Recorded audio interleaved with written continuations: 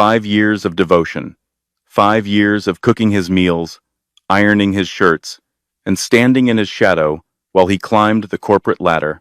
When Carter finally discarded her, like an out-of-season coat, he expected tears. He expected screaming. He expected her to beg. But Isabella didn't make a sound. She didn't slam the door, and she didn't send a nasty text. She simply vanished. Carter thought he had won until he tracked her to the airport, expecting to find her crying in a commercial terminal. Instead, he watched the woman he thought he knew board a $65 million Bombardier Global 7500. She didn't say a word when she left him, but those Rolls-Royce engines, they screamed. The breadbasket on the table at Per Se cost more than Isabella's grocery budget for a week. Or at least, that's what Carter liked to joke about. Carter sat across from her, his fingers drumming a restless rhythm against the stem of his wine glass. It was a vintage Cabernet, ordered without asking her preference. He checked his watch, a Rolex Daytona she had saved for 2 years to buy him for his 30th birthday. He checked it again 3 minutes later. "You're quiet tonight," Carter said, though he didn't look up from his phone. The blue light illuminated a face that had grown harder, sharper, and more handsome in the 5 years they had been together. Success wore well on him. "Just tired," Isabella said softly.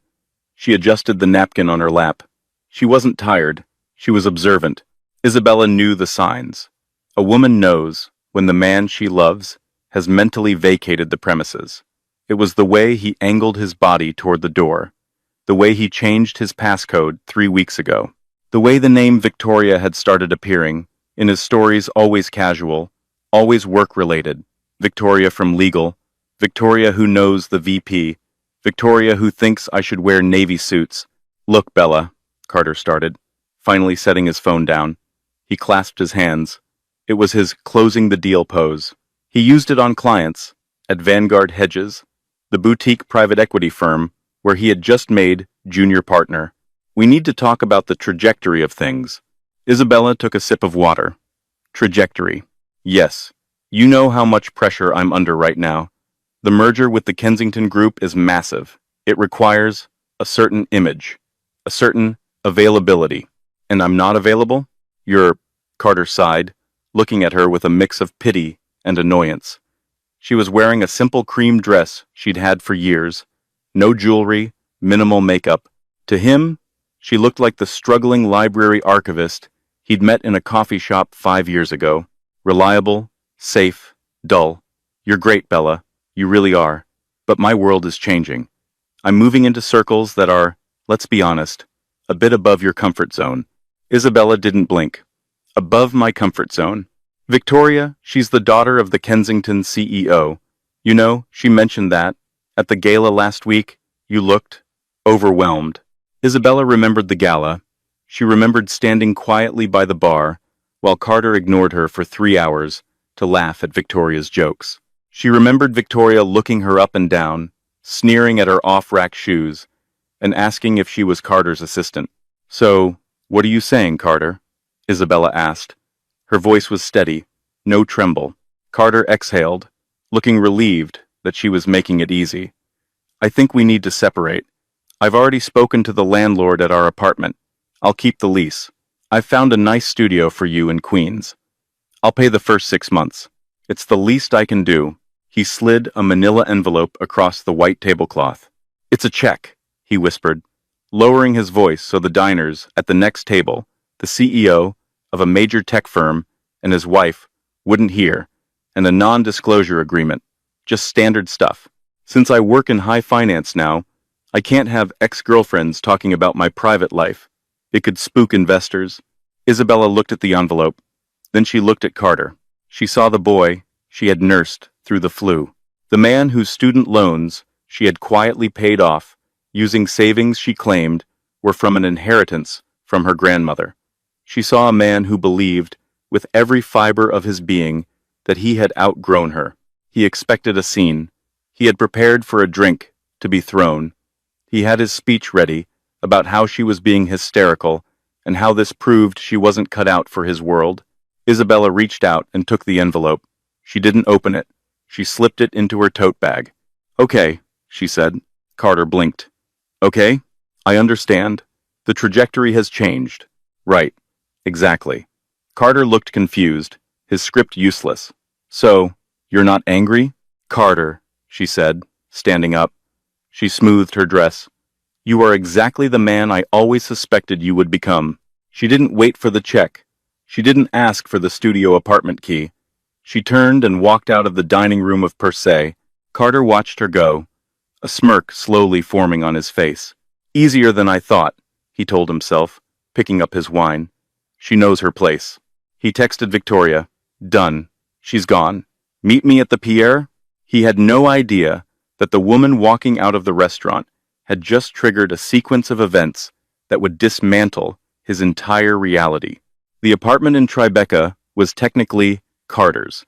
His name was on the lease, and he paid the rent. Now, though, for the first 3 years, when he was an unpaid intern, the rent had mysteriously been paid by an anonymous guarantor he assumed was his uncle. Isabella entered the code 1987, his birth year. Narcissist to the end. The space was cold, modern, and filled with the chrome and leather furniture Carter felt signaled success. Isabella moved through the rooms with the efficiency of a forensic cleaner. She didn't take the television. She didn't take the blender. She didn't take the clothes he had bought her. The flashy, logo-heavy items he insisted she wear to look rich. She left the Gucci belt. She left the Louis Vuitton bag that she hated, because the monogram was too loud. She walked into the walk-in closet and pulled a single, battered leather trunk from the very back, hidden behind his rows of Brooks Brothers suits. It was a Goyard trunk, vintage 1930s. If Carter knew anything about actual luxury, he would have known that this single trunk was worth more than his car. But Carter only knew brands he saw in rap videos or GQ ads. He didn't know old money. Isabella opened it. Inside were the things she had hidden. A passport in the name Isabella Sterling. A Patek Philippe Calatrava watch engraved, to Bella, on your 18th. Love, Papa. A black American Express Centurion card, the real one, made of titanium, not the platinum one Carter bragged about. She packed her real clothes. These weren't the polyester blends Carter thought she wore. They were Loro Piana cashmere sweaters, in neutral tones. Vicuña wool trousers, things that whispered wealth rather than screamed it. She worked in silence. The apartment was quiet, save for the hum of the Sub-Zero fridge. She stripped the bed. She placed the key to the apartment on the kitchen counter. Beside it, she placed the manila envelope he had given her at dinner. She didn't tear up the check. She simply wrote 3 words on the front of the envelope, in her elegant cursive, "Keep the change." She pulled out her phone. It was an old iPhone 11, cracked screen, another part of the disguise. She powered it off and left it on the counter. From the bottom of the Goyard trunk, she pulled out a satellite phone.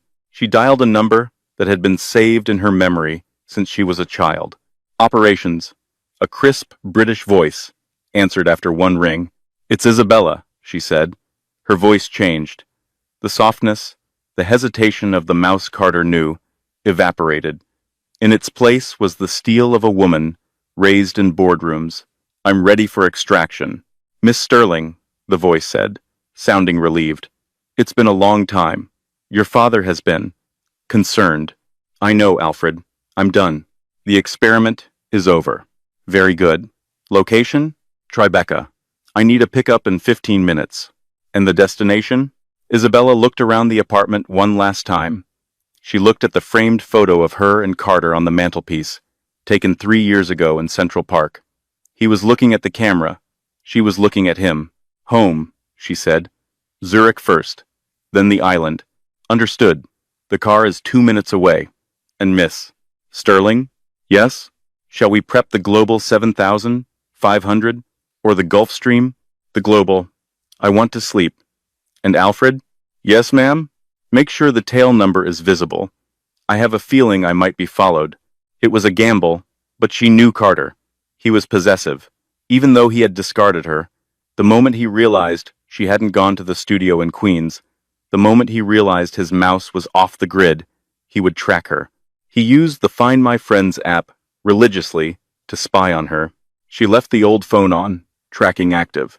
She took the elevator down to the service entrance. A blacked-out SUV was waiting.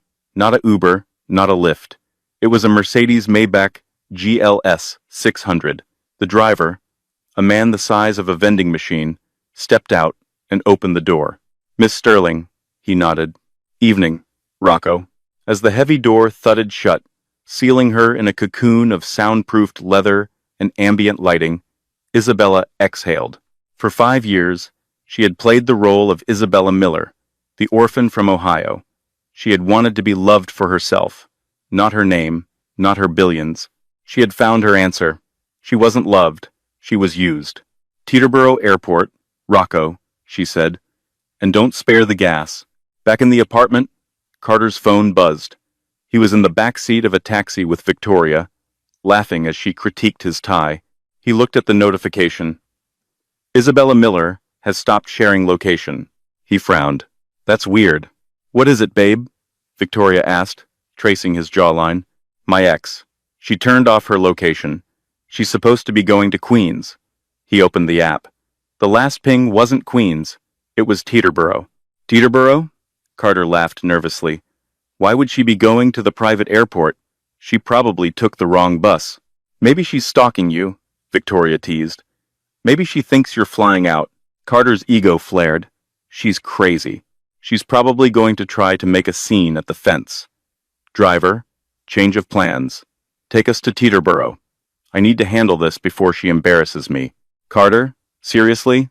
It'll take 20 minutes. I want to make sure she knows it's really over. Plus," he smirked, "I want to see the look on her face when she sees, 'I'm with you.'" The taxi swerved toward the Holland Tunnel. Carter thought he was chasing a desperate ex-girlfriend. He didn't know he was chasing a ghost. The taxi ride to Teterboro Airport was a masterclass in tension. The driver, a weary man who had seen everything in New York, kept his eyes on the road, while Victoria complained about the smell of the upholstery. Carter, however, was glued to his phone. He was frantically refreshing Instagram, Facebook, and even LinkedIn. Nothing. Isabella Miller had scrubbed herself from the internet in the span of an hour. It was annoying. It was inconvenient.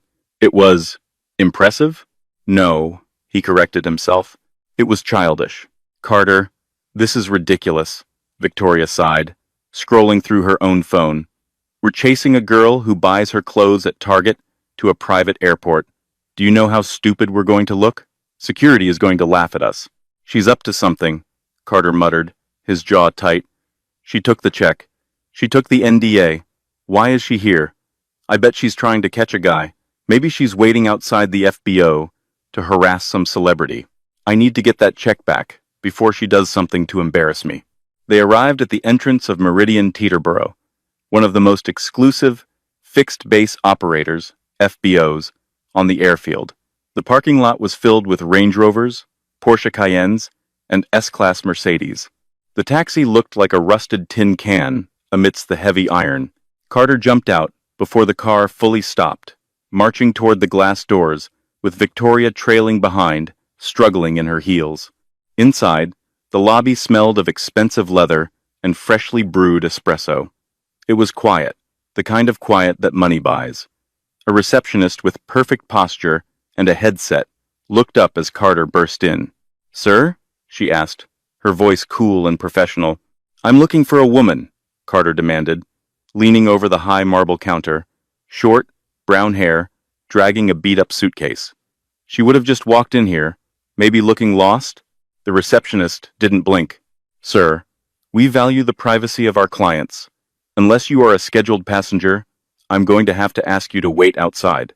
"I'm not a passenger. I'm a junior partner at Vanguard Hedges," Carter said, flashing his business card as if it were a badge. "And the woman I'm looking for is having a mental health crisis. She's my former assistant. I'm here to help her." Victoria rolled her eyes from the doorway. "God, Carter, let it go." The receptionist glanced at the computer screen, then back at Carter. A tiny, almost imperceptible smile touched her lips. "I see. Well, the only passengers currently departing are boarding at Hangar 4. You can see the tarmac from the side gate, but you cannot go out there. TSA regulations. Fine, Carter snapped. He grabbed Victoria's hand. Come on. They ran around the side of the building to the chain-link fence that separated the public parking from the operational tarmac. The wind was whipping across the flat concrete, carrying the sharp, chemical scent of Jet A-1 fuel. There, Carter pointed, his finger trembling with adrenaline.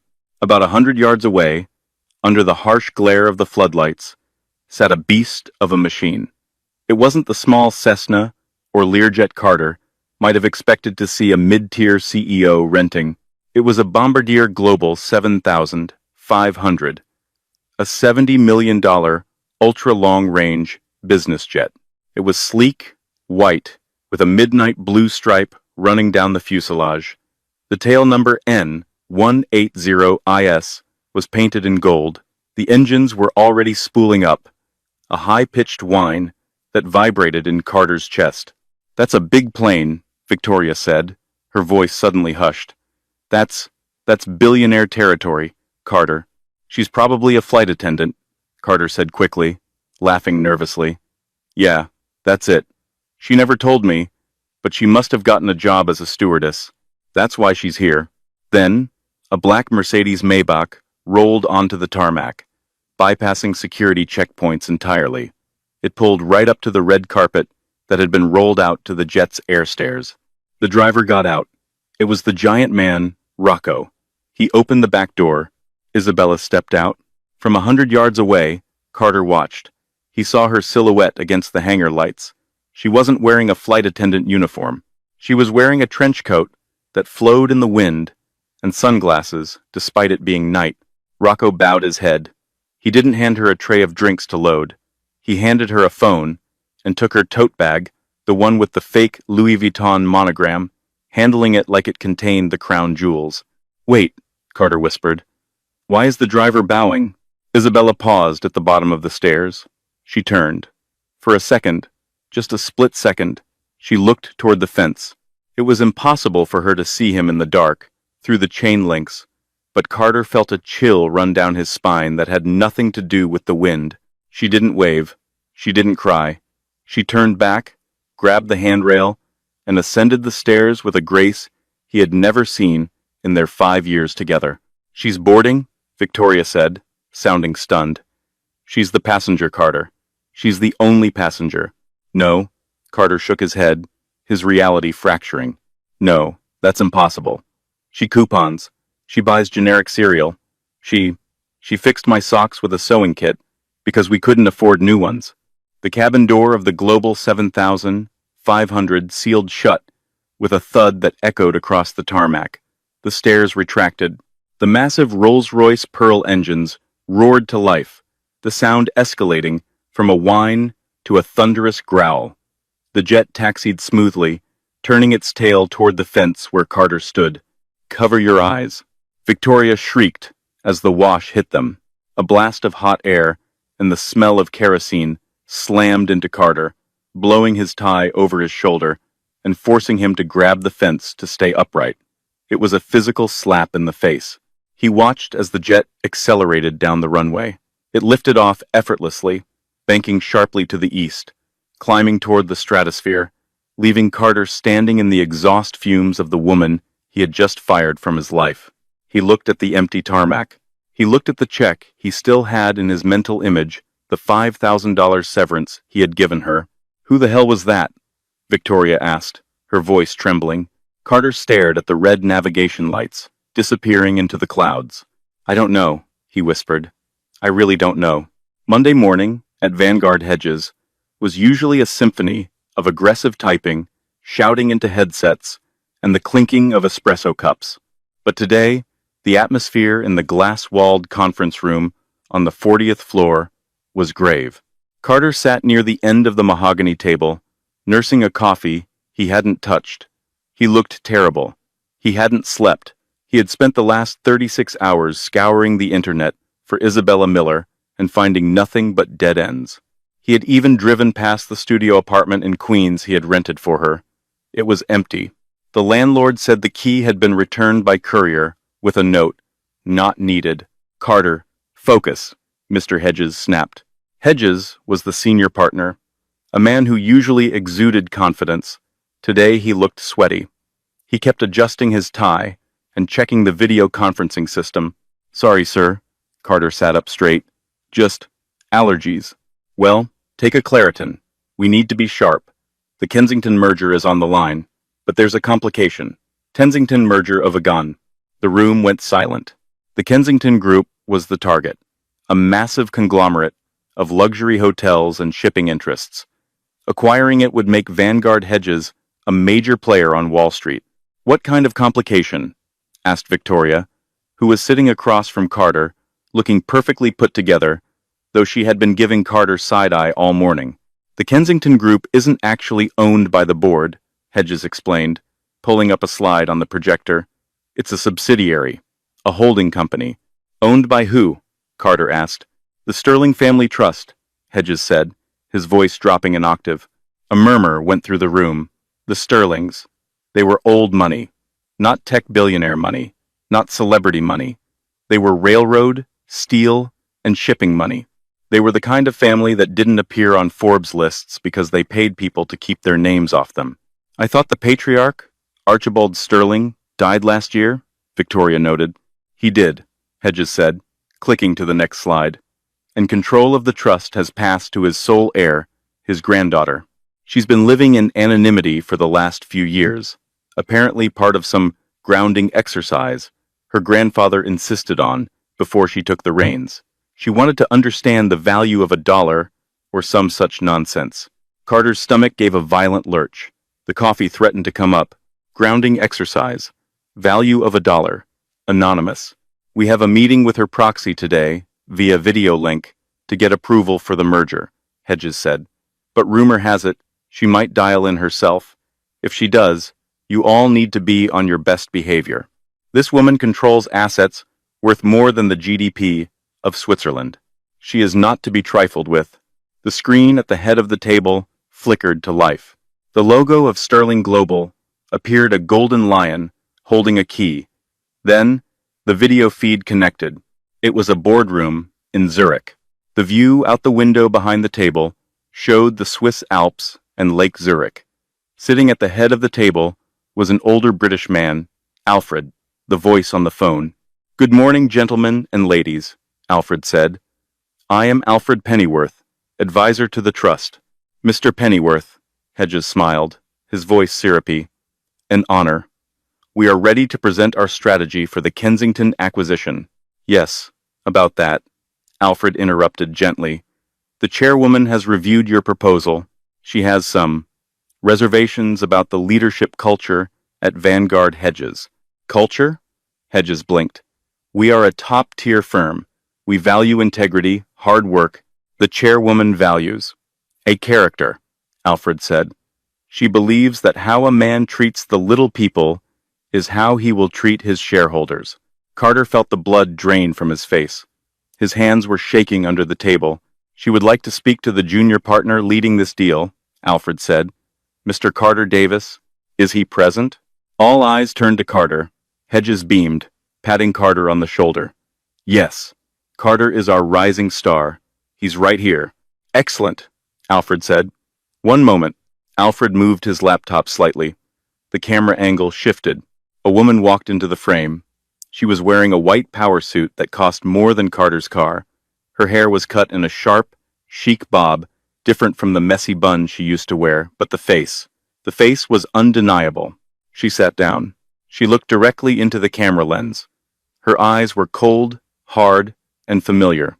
It was Isabella. But it wasn't the Isabella who clipped coupons. It wasn't the Isabella who rubbed his feet after work. This was Isabella Sterling. The room in New York went dead silent. Hello, Carter, she said.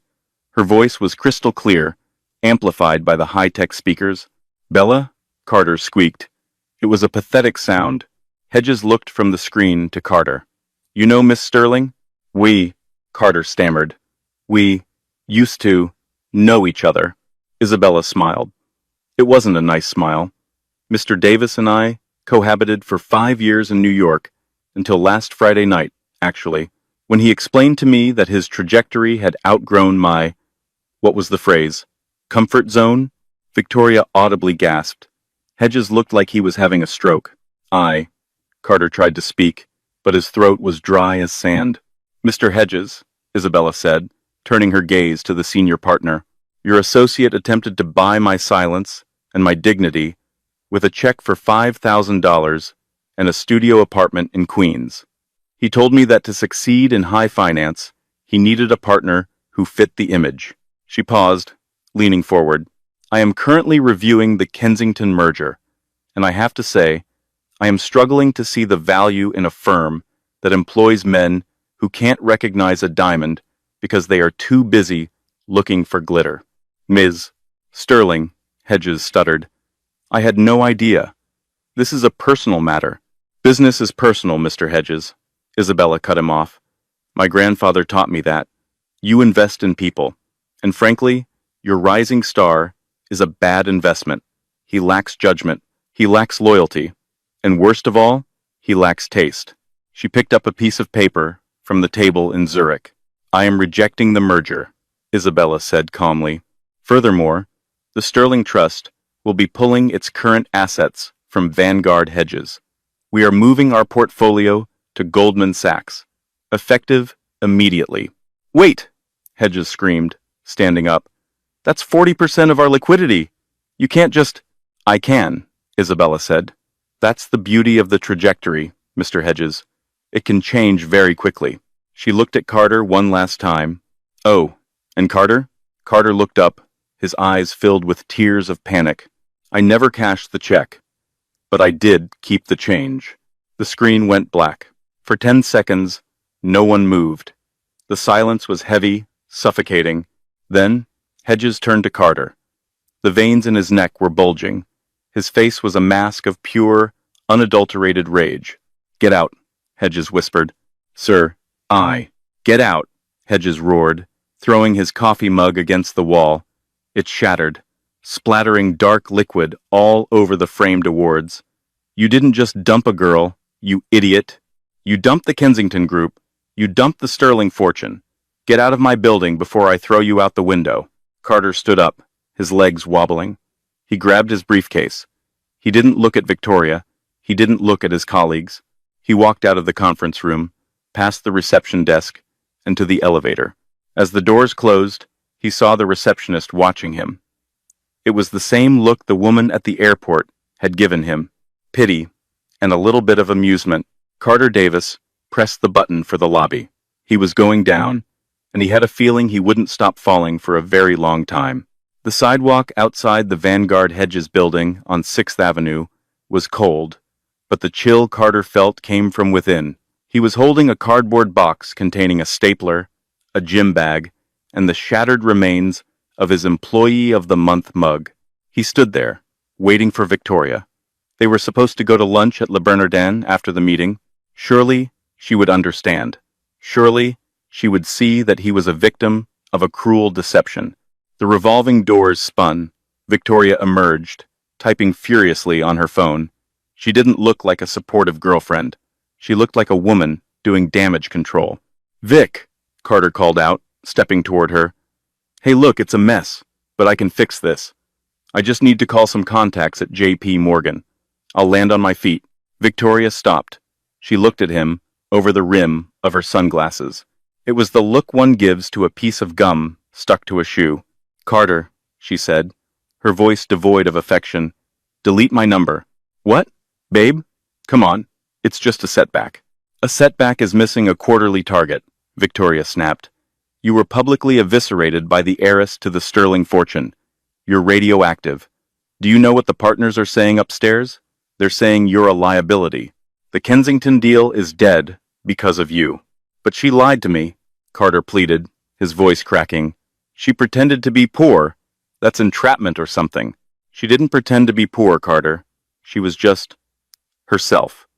You were just too shallow to notice. She had class because she wasn't wearing a neon Balenciaga hoodie. Victoria hailed a cab. I date partners, Carter, not unemployed analysts, with a reputation for being blind. She got in the cab and slammed the door. Carter watched her drive away, just as he had watched Isabella fly away. But this time, there was no mystery, just the brutal math of transactional relationships. By Wednesday, the Sterling effect had taken full hold. Carter called every headhunter in the city. The conversations were identical. Carter Davis? Yes. Look, right now the market is tight. We heard about the Vanguard situation. We can't touch you. Honestly, Carter, you might want to look in a different industry or a different city. Have you considered Omaha? By Friday, the eviction notice came for his apartment. Carter had been leveraging his credit cards to pay the exorbitant rent, banking on his year-end bonus. There would be no bonus. Desperate, Carter decided to go on the offensive. He was an American man, and when American men felt wronged, they sued. He found a lawyer, not a high-end corporate shark, but a strip mall attorney in New Jersey named Saul. "We sue for fraud," Carter explained, pacing in Saul's small, dusty office. "She misled me.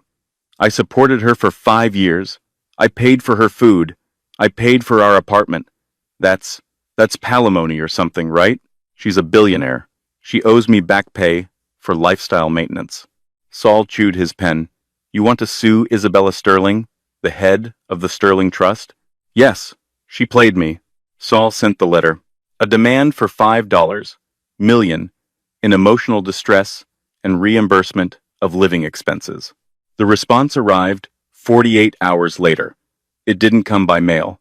It was hand-delivered by a courier from Sullivan and Cromwell, one of the most terrifying law firms on the planet. Carter opened the thick envelope in the lobby of the gym he could no longer afford. Inside was a single letter and a comprehensive spreadsheet. "Dear Mr. Davis, we are in receipt of your frivolous demand. Please find attached an itemized accounting of the last 5 years." Carter flipped the page. His jaw dropped. It was a forensic accounting of their relationship. Asterisk, rent, Tribeca, apartment, paid by Carter Davis. Value, $5,200, month. Asterisk, anonymous guarantor. Fees, paid to secure said apartment lease for Mr. Davis when his credit score was insufficient in 2019. Paid by IS Trust. Value, $15,000. Asterisk, student loan repayment, Carter Davis, University of Pennsylvania. Paid via anonymous donor shell company, Blue Heron, LLC. Source, Isabella Sterling personal account. Value, $142,000. Asterisk, medical bills, Carter Davis, emergency appendectomy, 2021. Paid out of pocket by Isabella Sterling. Value, $28,000. The list went on. The tailored suits he thought he got on sale? She had subsidized the tailor. The car insurance? She paid it. The final page was a summary. Total contribution by Mr. Davis, $184,000. Total contribution by Miss Sterling, undisclosed, $410,000. Miss Sterling is willing to forgive the balance of $226,000 that you effectively owe her, provided you never speak her name, approach her, or attempt to contact her again. If you pursue legal action, we will countersue for the balance plus legal fees, which we estimate will run into the millions. Choose wisely. Carter dropped the papers. He hadn't been supporting her. She had been keeping him afloat. She was the wind beneath his wings, and he had been too busy looking in the mirror to notice the draft. He walked out of the gym. He went to a pawn shop on 8th Avenue. He took off the Rolex Daytona. "How much?" Carter asked, his voice hollow. The pawnbroker looked at it. "No box? No papers?" "I lost them." $6 grand. "It's worth 30. Not to me. Take it or leave it." Carter took the cash. It was enough to put a deposit on a studio apartment, not in Manhattan, not even in a trendy part of Brooklyn. Carter moved to the exact neighborhood in Queens where he had tried to banish Isabella. The irony was a bitter pill, and he swallowed it every morning with his instant coffee. 8 months later, New York City was gearing up for the event of the season, the Metropolitan Charity Ball. Tickets were $50,000 a head. The theme was Gilded Age Renaissance. It was a night for the masters of the universe to pat themselves on the back. Carter adjusted his bow tie. It was a clip-on. It was tight, itchy, and smelled faintly of someone else's sweat. He wasn't inside drinking champagne. He was outside, standing on the curb of Fifth Avenue, wearing a red vest with the logo Prestige Valet Services stitched on the breast. This was his life now. The finance world was a small village, and word traveled fast. He was unhireable. He had tried sales, but his arrogance came through in interviews. He had tried real estate, but he couldn't close. He eventually ran out of money and options. Now, he parked cars for the people he used to have drinks with. "Yo, new guy," the shift manager shouted. "Keep the lane clear. We got VIPs incoming." "I got it," Carter muttered, keeping his head down. He wore a cap pulled low. He prayed no one would recognize him. A procession of limousines and hypercars began to arrive. Carter opened the door of a Bentley. Out stepped a managing director from Goldman Sachs. Carter stiffened, turning his face away as he handed the man a claim ticket. The man didn't even look at him. To them, Carter was just furniture. Then, the hush fell over the crowd of paparazzi. "Heads up," the manager hissed. "The Sterling convoy is here. Don't scratch anything or I'll kill you." The Sterling convoy. Carter's heart hammered against his ribs. He wanted to run. He wanted to hide in the parking garage, but he couldn't. He needed this shift. He needed the tips to pay his electric bill. 3 black SUVs pulled up, flanking a long, custom-built Rolls-Royce Phantom extended wheelbase. It was a deep, midnight blue, the same color as the stripe on her jet. Security guards with earpieces hopped out of the SUVs, scanning the crowd. They pushed the paparazzi back. The rear door of the Phantom opened. First came the shoe, a Christian Louboutin heel, encrusted with crystals. Then, the dress. It was a flowing, shimmering silver gown that looked like liquid mercury. Isabella Sterling stepped out. She was radiant. She looked powerful. She looked like a queen returning to her court. The flashbulbs went off like a supernova, blinding white light exploding around her. She wasn't alone. A man stepped out from the other side. He was tall, with salt and pepper hair, wearing a tuxedo that fit him perfectly. He was a European duke or a tech mogul. Carter didn't know, but he looked like an adult. He looked like an equal. Isabella took the man's arm, smiling for the cameras. It was a genuine smile. One Carter hadn't seen in years because he had never given her a reason to use it. The manager shoved Carter. "Go! Get the Phantom! Move!" Carter stumbled forward. He had to take the keys from the driver. He approached the massive car. Isabella was standing just 3 feet away, posing for a photo. She turned to adjust her train. Her eyes swept over the red-vested valets. Her gaze stopped. She saw him. Carter froze. He was holding the door handle of her car. He looked ragged. He had lost weight. His eyes were dark with exhaustion. He was wearing a cheap polyester uniform. Isabella looked at him. Carter waited for the anger. He waited for the sneer. He waited for her to point him out to the security guards and have him removed. He waited for her to laugh. But she didn't laugh. She didn't smile. She didn't frown. Her expression was completely blank. It was the look you give a stranger on the subway. It was the look you give a fire hydrant or a street sign. She looked through him. "Isabella?" her date asked, leaning in. "Everything all right?" Isabella blinked, breaking eye contact with Carter, as if he were nothing more than a smudge on a window. "Yes," she said, her voice carrying over the noise of the crowd. "Just thought I recognized someone, but I was mistaken." She turned her back on him. "Shall we go in?" she asked her date. "After you, my dear." Isabella Sterling walked up the red carpet, the flashbulbs lighting her path. She didn't look back, not once. Carter stood there, the keys to her Rolls-Royce, heavy in his hand. "Hey, buddy, move the car!" the manager screamed. Carter scrambled into the driver's seat of the Phantom. The interior smelled of jasmine and leather, her scent. It was overwhelming. He put the car in gear and drove it toward the garage ramp. Tears blurred his vision. If she had yelled at him, it would have meant she still cared. If she had mocked him, It would have meant he still had power over her emotions.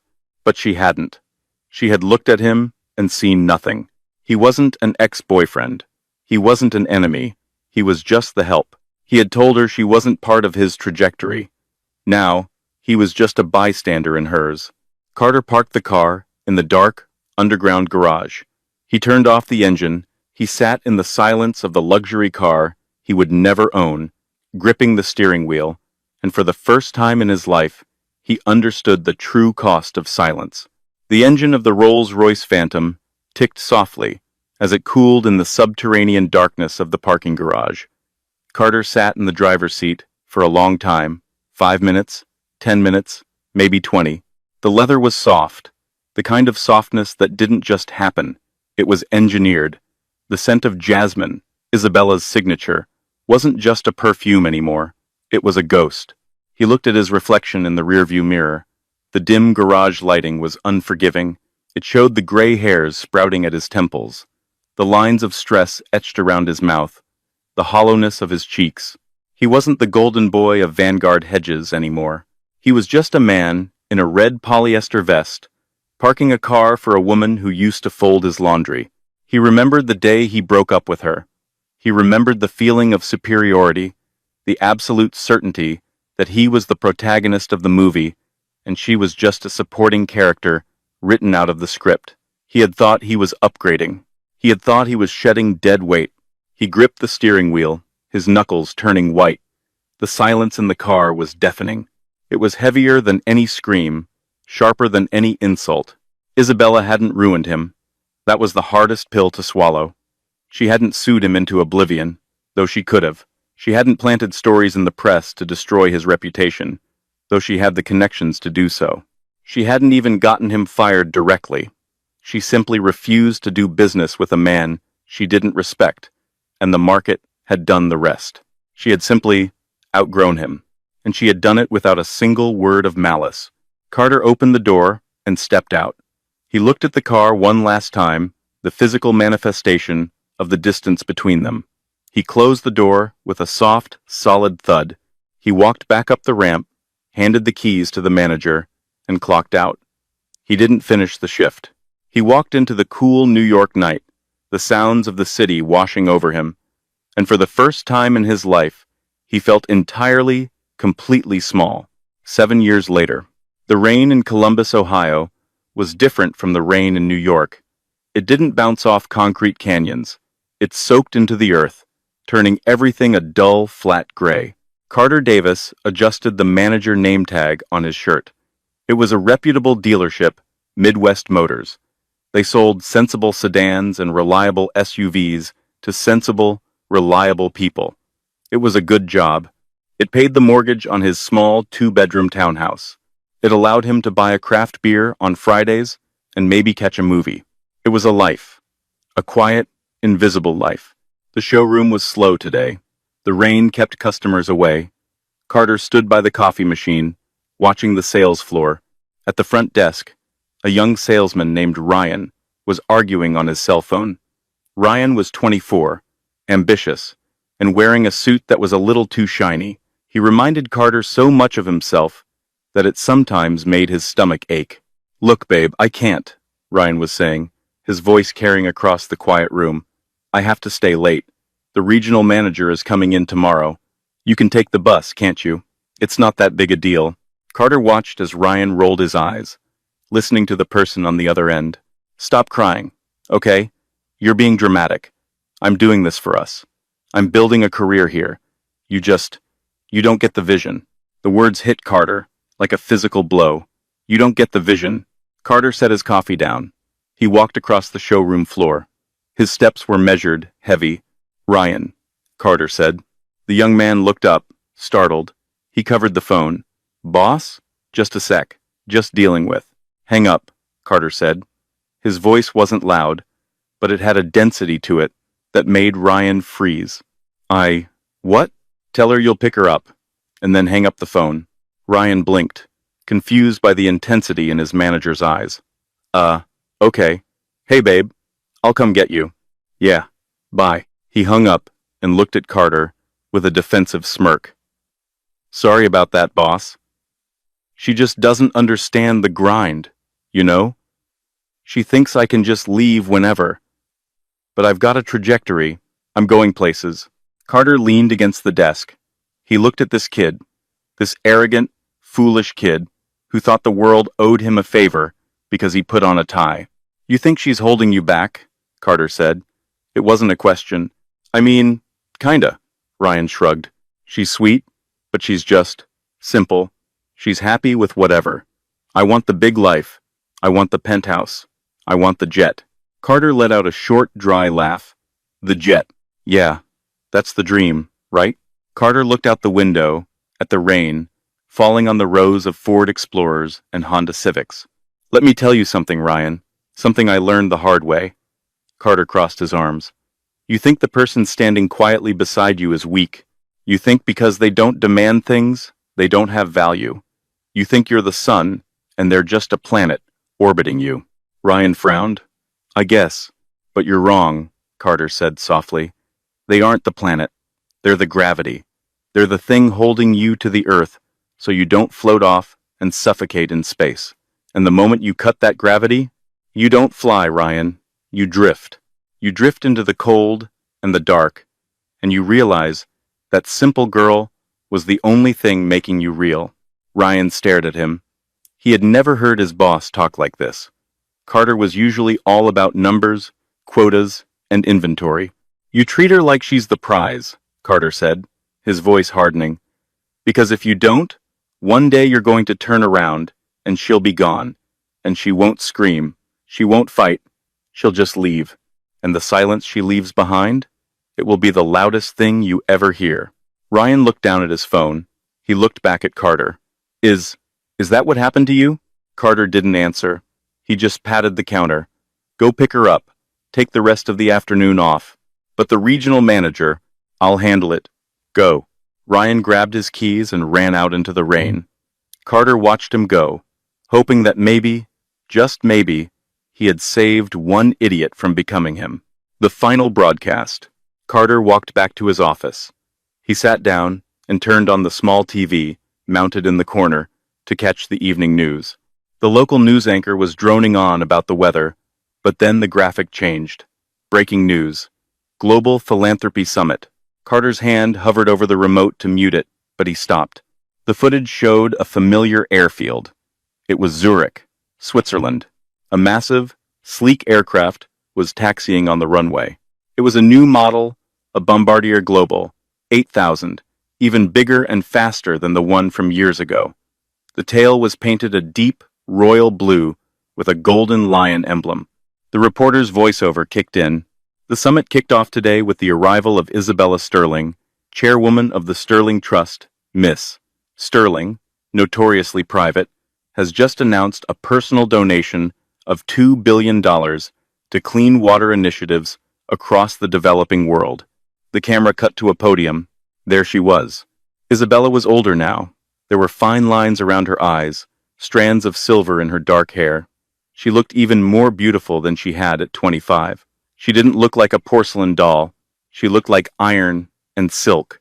She was standing next to a man, not the Duke from the gala, but a man in a field jacket, looking rugged and kind. He was holding her hand, and in her other arm, she held a toddler, a little girl with wild curly hair. Isabella leaned into the microphone. She didn't shout. She didn't use buzzwords. We often talk about what we want to say to the world, Isabella said, her voice calm and steady. We want to make noise. We want to be heard, but I have found that the most important changes happen in the quiet moments. Action doesn't need to scream to be effective. It just needs to be true. She looked down at her husband and smiled. It was a private smile, shared in front of millions. So, let your actions speak, she concluded, and let your love be quiet but unbreakable. The camera pulled back as she walked away from the podium, her family surrounding her. They walked toward the massive jet, the engines beginning to spool up with that familiar, powerful whine. Carter watched the screen. He looked around his small, gray office. He looked at the stack of invoices on his desk. He looked at the cold cup of coffee. He remembered the check he had tried to give her, $5,000. He remembered the studio apartment in Queens. He remembered the silence at the dinner table when he told her she wasn't enough. A single tear rolled down Carter's cheek. He didn't wipe it away. He finally understood. She hadn't left him because he wasn't rich. She hadn't left him because of the trajectory. She had left him because he was loud. He was all noise, all ego, all surface. She was the deep ocean, and he was just a paper boat that had convinced itself it was a battleship. On the TV screen, the jet lifted off. It soared into the blue Swiss sky, climbing higher and higher until it was just a speck of gold against the sun. Carter turned off the TV. The office was quiet, but for the first time in years, the silence didn't feel like a punishment. It felt like the truth. He picked up his pen and went back to work. And that is the story of Carter and Isabella. It's a brutal reminder that sometimes the people we take for granted are the ones holding up our entire world. Carter thought he was the main character, blinded by the flashy lights of success, only to realize too late that true value isn't found in a job title or a bank account, but in the quiet loyalty of someone who loves you. Isabella didn't need to scream to prove her worth. She didn't need to fight to win the breakup. She simply removed her presence, and the vacuum she left behind was more devastating than any revenge plot could ever be. She let the roar of her success and those jet engines do all the talking for her. What did you think of Carter's realization? Do you think he deserved a second chance, or was his punishment fitting? Let me know in the comments below. I read every single one. If this story hooked you, please hit that like button. It really helps the channel grow. And if you want more stories about karma, revenge, and the hidden lives of the ultra-wealthy, make sure to subscribe and ring the notification bell so you never miss a new upload. Thanks for watching, and remember, be careful who you underestimate. The quietest person in the room might just be the most powerful. See you in the next video.